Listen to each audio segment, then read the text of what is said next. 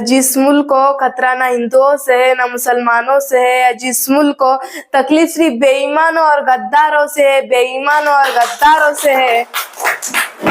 भूल मत करना सिर्फ पापा की परी समझने की, कि भूल मत करना सिर्फ पापा की परी समझने की। मुझे इस वतन की रक्षा के खातिर हथियार उठाना भी आता है, हथियार उठाना भी आता है। यहाँ की चांदनी मिट्टी का गुणगान करती हूँ। मुझे चिंता नहीं स्वर्ग जाकर मोक्ष पाने की, कि मुझे चिंता नहीं स्वर्ग जाकर मोक्ष पाने की। तिरंगा हो कफन यही अरमान रखती हूँ, यही अरमान रखती हूँ।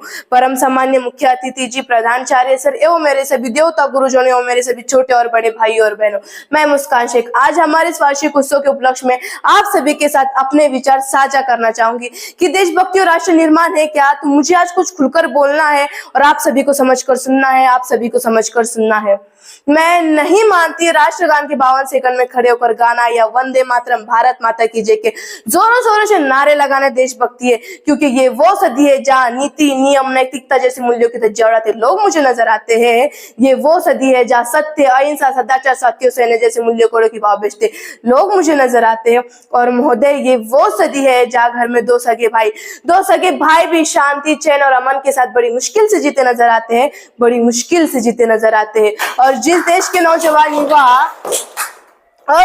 नौजवान युवा जिसके कंधों पर जिम्मेदारी है राष्ट्र निर्माण की, वो युवा मुझे पबजी गेम में डूबा और शराब की लत में भीगा नजर आता है। तो मैं युवाओं से कहना चाहूंगी, ए मोहन निद्रा में सोने वाले लोग, अब भी वक्त है तुम जाग जाओ, इससे पहले कि तुम्हारी ये नींद के इस राष्ट्र को नाले डूबे, इस राष्ट्र को नाले डूबे। जिस मुल्क को खतरा ना हिंदुओं से है ना मुसलमानों से, या जिस मुल्क को तकलीफ सिर्फ बेईमान और गद्दारों से है। एक सैनिक बनकर सेना में जाना ही देशभक्ति नहीं होती, कि एक सैनिक बनकर सेना में जाना ही देशभक्ति नहीं होती। आजादी की पूर्व बात कुछ और थी और आज बात कुछ और है। तब हम झांसी की रानी से लेकर शहीद वीर आजम भगत सिंह तक, चंद्रशेखर आजाद से लेकर महात्मा गांधी तक इन्हें हम देशभक्त कहते हैं। परंतु मैं आज देशभक्त कहूँ तो किसे कहूँ? अपने परिवार समाज और राष्ट्र के प्रति समर्पण का भाव है तो वो है देशभक्ति। हर देशद्रोहियों के जीवन में आने वाला तूफान है देशभक्ति।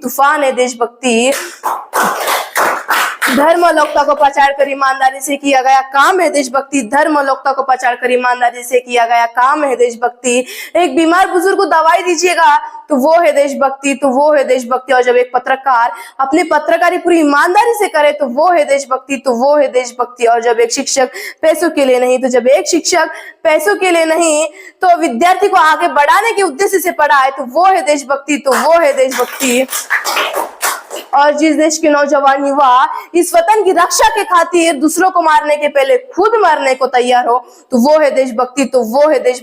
तो मैं देशद्रोहियों से कहना चाहूंगी, ए हवा में जहर घुलने वालों, फिजाएं हमारे इशारों से बदलती है, तुम क्या तस्वीर बदलोगे मेरे हिंदुस्तान की। शेरों की जिगर में माँ भारती बसती है। और आज बात मैं यहाँ महिलाओं की करूँ तो महिलाओं को आरक्षित नहीं बल्कि सुरक्षित करने की जरूरत है, क्योंकि आज कन्या भ्रूण हत्या, बाल विवाह, दहेज प्रथा, बलात्कार जैसी बातें बढ़ती नजर आ रही है। तो मैं नारी शक्तिकरण में कुछ पंक्तियां अदा करना चाहूंगी कि इस वतन की रक्षा का हक हम लड़कियों को भी है, और इतिहास की किताबें उठाकर देख लो, जिनको भी हमारे काबिलियत पर शक है।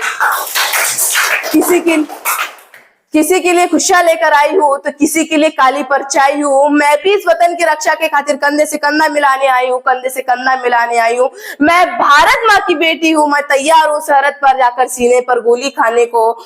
एक माँ बनकर हर दर्द को सह जाना आता है, एक बहन बेटी और पत्नी बनकर हर गम को छुपाना आता है। और मुझे रसोई में सिर्फ बेलन ही नहीं साहब, इस वतन की रक्षा के खातिर हथियार उठाना भी आता है। भूल मत करना सिर्फ पापा की परी समझने की, कि भूल मत करना सिर्फ पापा की परी समझने की। मैं रानी लक्ष्मीबाई हूँ।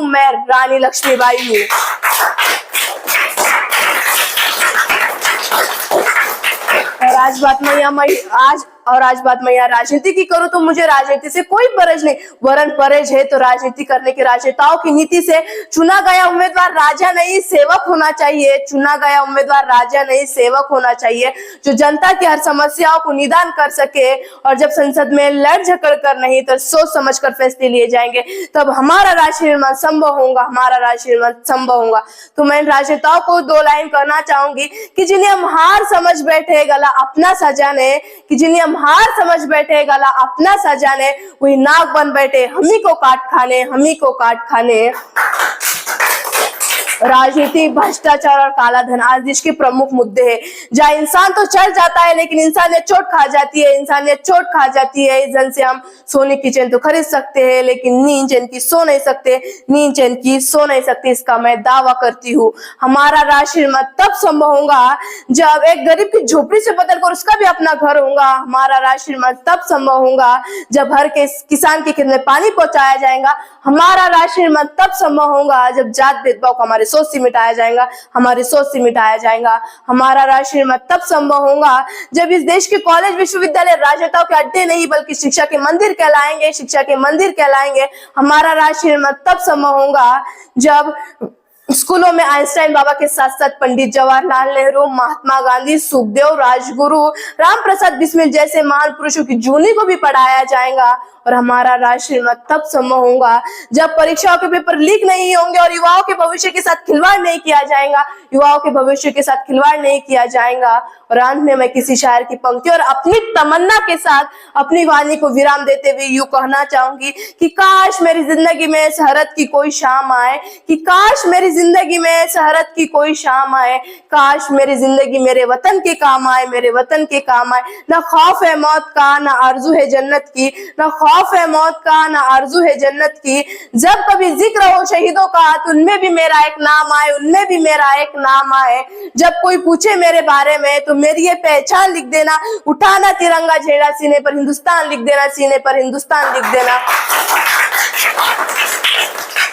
और जब कोई पूछे ये पागल थी कौन, तो और जब कोई पूछे ये पागल थी कौन, तो क्रांतिकारियों की जैली और इनकलाब का नाम लिख देना, इनकलाब का नाम लिख देना। और बचा हुआ जो जिस्म लहू बूंद उसे निकालना और माँ तुझे सलाम लिख देना, माँ तुझे सलाम लिख देना। जय हिंद, जय महाराष्ट्र, जय भारत।